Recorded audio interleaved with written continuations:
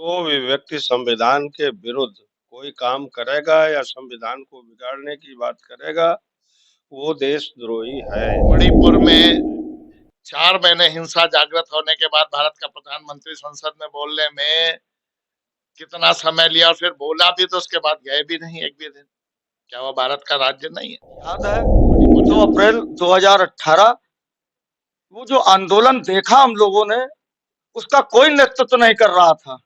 नेतृत्व हर वो व्यक्ति कर रहा था जिसे चिंता थी, जो रोस्टर प्रणाली से दुखी थे, उन्हें चिंता थी। ये उनकी बुद्धियुक्ता का ये परिचायक है जो देवराय कह रहे हैं, आर्थिक सलाहकार हैं माननीय प्रधानमंत्री मोदी जी के।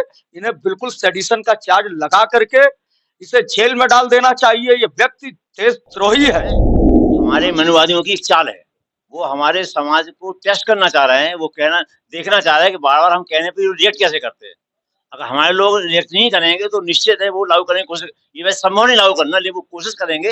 इस व्यक्ति को अरेस्ट करना चाहिए, देवद्रोही मुकदमा लगना चाहिए इसके ऊपर। और स्वागत है आपका कबीर न्यूज में। मैं हूँ जितेंद्र कमल, कानपुर में हूँ, कचहरी में हूँ, और हमारे साथ आप देख सकते हैं वरिष्ठ अधिवक्तागण बैठे और सामाजिक कार्यकर्तागण जो जागरूक है इस समय पे संविधान को। कानपुर के सभी खास अम्बेडकरवादी लोग जिन्हें संविधान बचाने की, जिनके ऊपर संविधान बचाने की जिम्मेदारी आ गई, क्योंकि यही सबसे जागरूक है। और एक ज्ञापन दिया गया है, राष्ट्रीय आर्थिक सलाहकार है जो नरेंद्र मोदी के विवेक ओबराय करके हैं, विवेक देवराय है। उन्होंने संविधान के बदलाव की कुछ बातें कही हैं, उसको लेकर भारतीय दलित पैंथर और अन्य सामाजिक संगठनों ने ज्ञापन दिया है कि इनके ऊपर देशद्रोह का मुकदमा लगना चाहिए। हमारे साथ इस पे बात करने के लिए आर.के. सिंह यादव जी हैं। सर, स्वागत है आपका कबीर में।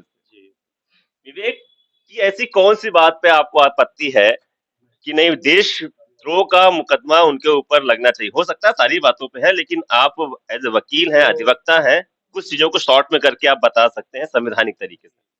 जो भी व्यक्ति संविधान के विरुद्ध कोई काम करेगा या संविधान को बिगाड़ने की बात करेगा, वो देशद्रोही है एज पर लॉ। तो देशद्रोह का तो सीधा सीधा सा मामला है, वो कह रहे संविधान बदल देंगे। यद्यपि वो कार्यक्रम उनका जो है काफी दिनों से वो चला रहे हैं। जितनी भी संवैधानिक संस्थाएं हैं, सुप्रीम कोर्ट से लेकर के आपकी सीबीआई, चुनाव आयोग, ईडी, महालेखाकार, जितनी भी संवैधानिक संस्थाएं हैं उनको इन्होंने जो है बिल्कुल पंगु बना दिया, अस्तित्वहीन बना दिया है और अपनी जेब में डाल लिया है। तो जब संवैधानिक संस्थाओं को नष्ट आपने कर दिया है करीब करीब, और फिर अब आप सीधे सीधे चुनो, बड़े दिनों से भूमिका बना रहे थे हिंदू राष्ट्र कह करके। ये हिंदू राष्ट्र नहीं लाना चाहते। वो यहाँ हिंदू है कौन? हिंदू तो गाली है। सुप्रीम कोर्ट के चीफ जस्टिस जे.एस. वर्मा की डिवीजन बेंच ने फैसला किया है कि हिंदू धर्म कोई नहीं है और हिंदू शब्द गाली है। और आप हमें हिंदू बार बार हमसे कहते हो कि गर्व से कहो कि हिंदू है। हम हिंदू नहीं है, हम हिंदू नहीं है, भारत के मूल नागरिक हैं, ओबीसी एससी। तो आप बार बार जो लोगों को दिग्भ्रमित करने का काम कर रहे हैं और हमारी संवैधानिक संस्थाओं को मिटा रहे हैं। और अब आप इस बार, पहले तो आपने भूमिका बनाई हिंदू राष्ट्र के नाम पर। मनुस्मृति का संविधान जो है, जो हजारों साल की जंग के बाद, गुलामी के बाद 90 साल तक जो है 1 लाख लोग शहीद हुए, तब हमें आजादी मिली। तब जो है आजादी के बाद हमारा संविधान बना और हम लोकतंत्र की व्यवस्था लाए। अब आप उस संविधान को ही खत्म कर देना चाहते हैं। मतलब बहुत साफ है कि आप संविधान को खत्म करके मनुस्मृति का संविधान इस देश में फिर से लाना चाहते हैं और हमको हजारों साल की उस मनुस्मृति की व्यवस्था, ब्राह्मणवाद की व्यवस्था के सामने झोंकने के लिए आप इस तरह की चर्चाएं कर रहे हैं। ये तो रिहर्सल है कि पीएम के ऑफिस के उनके सलाहकार ने जो है ये बात कही है ताकि देश में चर्चा हो और वो ये टटोल सके कि हम संविधान को जब खत्म करेंगे तो इसका क्या रिएक्शन होगा। लेकिन हमारे जैसे लोग, धनीराम जैसे लोग, या जितने यहाँ बैठे हैं, ये सब उसी मिशन के जो है प्रहरी लोग हैं। हमारे लोगों की लाश से कोई जो है डायलॉग नहीं है हमारे लोगों के लाश से होकर के संविधान बिगाड़ने का काम हो पाएगा? ऐसे नहीं हो पाएगा। देश खड़ा होगा, समाज खड़ा होगा, ओबीसी, बैकवर्ड क्लास और माइनॉरिटी के लोग खड़े होंगे। ये मुट्ठी भर लोग इनको जमीन में गाड़ देंगे, जो है संविधान बिगाड़ने वालों को। वहां हम खड़े हैं, ये करके तो देख लें, इनकी हैसियत हो तो करके देख लें। और ऐसा नहीं है कि इस देश में जो है संविधान को खत्म करने की कोशिशें नहीं हुई। श्रीमती इंदिरा गांधी का हास्य पूरे देश ने, दुनिया ने देखा। उन्होंने तो संविधान को बिगाड़ने के लिए उसकी व्यवस्था को कुछ हद तक जो है तोड़ने की कोशिश की थी, लेकिन ये तो पूरा का पूरा संविधान बदलने की जो है वो कर रहे हैं, कोशिश कर रहे हैं और उसका रिहर्सल कर रहे हैं। ये रिहर्सल इनको खा जाएगा। 2024 में इनका पता नहीं लगेगा। संविधान तो यही रहेगा, लेकिन ये संविधान बदलने वाले नहीं रहेंगे, ये मैं दावे के साथ कह सकता हूँ। हमारे साथ विनोद पाल जी हैं, वरिष्ठ अधिवक्ता है। होता ये है कि आप एक चीज बस ये है कि नरेंद्र मोदी के जब आर्थिक सलाहकार इस तरह की बात कहते हैं, तो ये क्या मंशा नरेंद्र मोदी की ही है? क्योंकि इस देश में दो लोगों के स्टेटमेंट चलते हैं, दो और दो मिलके सरकार चला रहे हैं। उन्हीं के सारे वक्तव्य हैं, जो ज्यादा बोलता है उसको अंदर कर दिया जाता है या तो कोई जांच बैठ जाती। तो आपको क्या लगता है कि ये जो स्टेटमेंट है विवेक देवरा के नहीं है, ये नरेंद्र मोदी के हैं? अभी आपने कहा कि सरकार दो लोग चला रहे हैं। सरकार दो लोग नहीं चला रहे, सरकार कहीं और से चल रही है। क्योंकि नरेंद्र मोदी जब गुजरात के चीफ मिनिस्टर थे, तो उनको पहले अपनी जात बदलनी पड़ी सेकंड मंत्रिकाल में। पहले वो ओबीसी हुए, जिससे बहुमत में आए। हाँ, मैं फिर उनका चाय बेचने का नैरेटिव किया कि गरीब परिवार से आए। एक पूरा नैरेटिव है जो आपने कहा। सरकार ऐसे थोड़ी ना पावरफुल हो गए। करोड़ों रुपए उनकी ब्रांडिंग में खर्च हुआ। आपने सबने देखा, हेलीकॉप्टर में चलते थे बराबर एक प्राइवेट, और आज उसका वो कर्जा उतार भी रहे उद्योगपतियों का, माफ हुआ है, सबको पता है। तो आप दो लोग नहीं बोल रहे, एक पूरी मशीनरी काम कर रही है। वो दो तो मुखौटा आप देख रहे हैं खाली, मंशा कहीं और से है। इस देश में आज से नहीं है, विसंगतियां चली आ रही है। गरीब और गरीब होता जा रहा। गरीब है कौन इस देश में? ईंट पाथने वाला कौन है? ये सफाई कर्मी कौन है? या जातियां सत्य हैं? और जितना मेहनत का कस काम कर रहा वो है कौन? वो तो शाम को 2 जून की रोटी पे, इसलिए वो इतनी बात कर पा रहे हैं। लेकिन जिस दिन बदला जाएगा, तो जिसको वो सोया हुआ या मरा हुआ समाज समझ रहे हैं ना, इस देश को संभालना मुश्किल हो जाएगा। क्योंकि संविधान किसी मामूली व्यक्ति, यार एक व्यक्ति का नहीं। ठीक है, डॉक्टर अम्बेडकर साहब ने उसको, उस समय के जितने विद्वान लोग थे,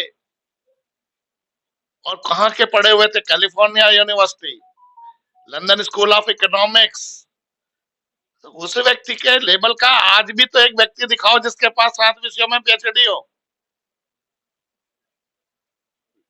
तब ना आप कोई बात करो कि भाई संविधान, और संविधान संशोधन होते आए, तमाम एक्ट बदले गए।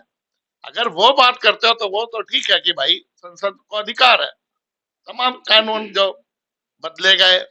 आप संविधान बदलोगे पूरा मूल प्रस्तावना के साथ, तो मतलब ये तो आपको देश को, आप इसका मतलब आप देश को मानते ही नहीं। आज तो देश संविधान से चल रहा है।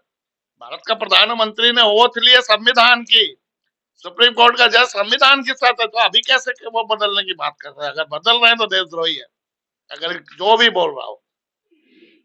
नरेंद्र मोदी को इनके खिलाफ तुरंत एक्शन लेना चाहिए। अगर आप सरकार में आपके आर्थिक सलाहकार के रूप में वो बैठे हुए हैं, क्या लगता है आपको? इन्हें हटाना चाहिए, देशद्रोह का मुकदमा तुरंत चलाना चाहिए, हटाना भी चाहिए। अब तो हटे भी नहीं है ये। भाई, जो किसानों की समस्या में 1 साल बाद मौन व्रत तोड़ते हो, मणिपुर में 4 महीने हिंसा जागृत होने के बाद भारत का प्रधानमंत्री संसद में बोलने में कितना समय लिया, और फिर बोला भी तो उसके बाद गए भी नहीं एक भी दिन। क्या वो भारत का राज्य नहीं है? मणिपुर क्या भारत से अलग है? तो आप कई जगह वो बहुत बढ़िया मौन व्रत रहते हैं।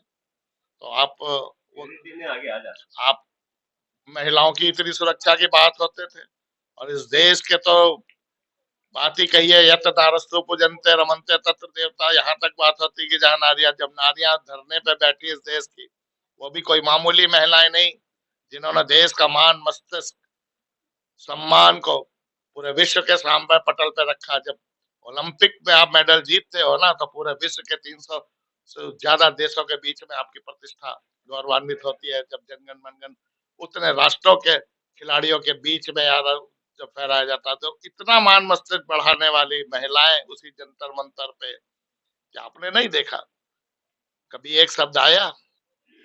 अरे उनका तो छोड़िए कि राष्ट्रपति उन्होंने बनाया, हर ये कह के बनाया कि आदिवासी समाज के हैं। तो ये मणिपुर में आदिवासी समाज नहीं है तो कौन सा समाज है? आप उसको ईसाई की नजर से ना देखिए। वो जो नागा है, जो कुकी है, वो इस देश के आदिवासी लोग हैं। धर्म तो बात की चीज है, हम कल कोई भी धर्म अपना सकते हैं और उसकी छूट है भारत के संविधान में। आपकी पूजा स्वतंत्रता सबके लिए स्वतंत्र हो, लेकिन आप संविधान के दायरे में रह के ही यार काम कर सकते हो। तो बस इसी बात और कहना चाहिए, कोई भी व्यक्ति, जैसा हमारे साथी ने कहा कि जो संविधान के शपथी हैं, जो संविधान की कसम खा करके ही वहां गए, लोगों को प्रलोभन दिया और जो है सत्ता हासिल की। भारत में जाति बदलती नहीं, जाति जन्मना है। जाति बदल डाली उन्होंने अपनी, समाज को दिखाने के लिए, बदलती है नहीं। माँ के पेट से निकलती है जाति, और उन्होंने जाति बदल करके वोट मांगा और भारत के सर्वोच्च पद पर जो है काबिज हो गए। संविधान की उन्होंने कसम खाई, लेकिन आज उसी संविधान को बदलने के लिए सारी की सारी संस्थाओं को पैरालाइज किया और फंडामेंटल राइट को बदलने का उसी संविधान में प्राविधान है। किसी को अधिकार नहीं है, चाहे जितना बहुमत आपको मिल जाए, लेकिन आप फंडामेंटल नहीं बदल सकते। तो जब आप फंडामेंटल राइट को नहीं बदल सकते, आप पैरालाइज करके चीजों को और फिर वहां ला करके खड़ा करना चाहते हो, संविधान खत्म हो जाए। संविधान तो नहीं खत्म होगा, लेकिन संविधान खत्म करने वाले जरूर इस देश में खत्म हो जाएंगे, ये मैं दावे के साथ कह सकता हूँ। बुद्ध सिंह जी भैया हमारे साथ है और सीनियर अधिवक्ता है आप भी। एक बार एक सुगबुगाहट हुई थी SC/ST एक्ट के साथ छेड़छाड़ की, वो 2 अप्रैल 2018 के दिन सभी को याद है। अगर इस पे कुछ भी कार्य होता है, एक कदम भी आगे बढ़ाया जाता है, तो वो वाली क्रांति फिर से लिख दी जाएगी क्या युवाओं के द्वारा? और खासकर अधिवक्ताओं, इसमें बहुत अधिवक्ता शिक्षित वर्ग कहा जाता है, अगुवाई करता है, तो उनके द्वारा। जितेंद्र जी, आपकी बात सही है। 2 अप्रैल 2018 याद है। 2 अप्रैल 2018 वो जो आंदोलन देखा हम लोगों ने, उसका कोई नेतृत्व नहीं कर रहा था। नेतृत्व हर वो व्यक्ति कर रहा था जिसे चिंता थी, जो रोस्टर प्रणाली से दुखी थे, उन्हें चिंता थी, उन्हें व्हाट्सएप पे मैसेज मिला, फेसबुक पे मिला, इंस्टाग्राम पे मिला और निकल पड़े। हम लोग भी थे संघर्ष में। हम लोगों ने अंबेडकर साहब की प्रतिमा पे और दिन भर लगभग जाम लगा करके रखा था। शहर के तमाम, ऐसा कोई भी संस्थान नहीं था, वो चाहे डिफेंस के हो, चाहे बैंक कर्मी हो, चाहे मिल कर्मी हो, चाहे अधिवक्ता हो, चाहे रेड़ी ठेली वाला हो, हर व्यक्ति निकल करके उस संविधान के प्रति, उसके प्रति वहां पे जोरदार जबरदस्त पूरे देश के अंदर, पूरे प्रदेश के अंदर हुआ और सरकार को अपने कदम वापस लेने पड़े। ये स्थितियां जिस तरीके से ये बनाने का प्रयास कर रहा है, पैदा करने का प्रयास कर रहे हैं, तो सीधी सी बात है, अब जब देखेंगे 2014 से जो व्यवस्थाएं चल रही हैं, इसको एक राष्ट्रीय स्वयंसेवक संघ, जो आज तक कभी रजिस्टर्ड संगठन नहीं है, अनरजिस्टर्ड संगठन है, 1925 से काम कर रहा है। ये छुपा ही एक आतंकवादी, जिस तरह आतंकवादियों को ट्रेनिंग दी जाती है, उसी तरह इनको डंडा और हाफ पैंट दे करके ट्रेनिंग दी जाती है। उनकी बुद्धिजीविता का ये परिचायक है जो देवराय कह रहे हैं, आर्थिक सलाहकार हैं माननीय प्रधानमंत्री मोदी जी के। इन्हें बिल्कुल सेडिशन का चार्ज लगा करके इसे जेल में डाल देना चाहिए। ये व्यक्ति देशद्रोही है। आप याद रखिए कि अगर कोई लोगों को लगता हो हमारा समाज थोड़ा सा कम पढ़ा लिखा है, उसे पढ़ना पड़ेगा, चीजों को समझने की जरूरत है कि जो पढ़ा लिखा एलीट वर्ग है, चाहे पूजा सिंघल हो जो आईएएस की टॉपर थी और बिहार के अंदर आज वो जेल के अंदर है, तो जो ये एलीट वर्ग है जो अपने आप को टॉपर कहता है और ये आकर के जब ये चाटुकारिता करता है प्राइम मिनिस्टर की और चीफ मिनिस्टर की, तो आप ये समझिए ये कहीं ना कहीं से पीछे से काम कर रहे हैं। अभी एक और कल कानपुर के अंदर पकड़ा गया, अपने आप को आईएएस और आईडी और पता नहीं क्या क्या बताया करता, पीएमओ कार्यालय का बताता था। तो इस तरीके के पता नहीं ये देवराई ये ओरिजिनल है भी या नहीं है, ये इसकी डिग्री देखनी पड़ेगी। जिस तरीके से इसके प्रधानमंत्री की डिग्री फर्जी आज तक नहीं पता, उसी तरह हमें लगता है देवराय के पास भी कोई डिग्री विग्री नहीं है, ये फर्जी टाइप का आदमी है। ऐसे फर्जी टाइप के आदमी को निश्चित रूप से प्रधानमंत्री को एफआईआर दर्ज करे, वो भी सेडिशन का एफआईआर दर्ज होनी चाहिए और उसे जेल में होना चाहिए। अगर ऐसा नहीं हुआ तो हमारे यहाँ पे वरिष्ठ अधिवक्ता हैं, यहाँ पे वरिष्ठ समाज सेवी हैं, जो जिन्हें 40-40 साल कम से कम बाबा साहब अंबेडकर के सपनों को सजाने के लिए जो संघर्ष कर रहे हैं, जो बिरसा फूले की विचारधारा पे चलने वाले लोग हैं, जो पेरियार को मानने वाले लोग हैं, ये लोग यहाँ बैठे हुए हैं।